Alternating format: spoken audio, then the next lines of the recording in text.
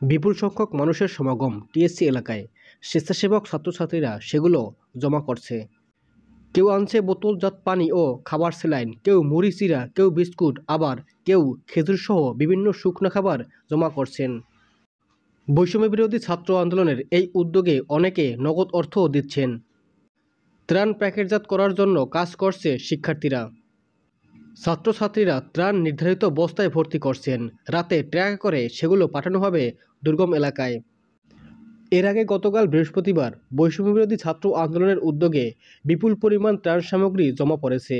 সেই সঙ্গে জমা পড়েছে 29,76,173 টাকা। দিনভর ত্রাণ সংগ্রহের পর রাতে ট্রাকে করে পাঠানো হয়েছে।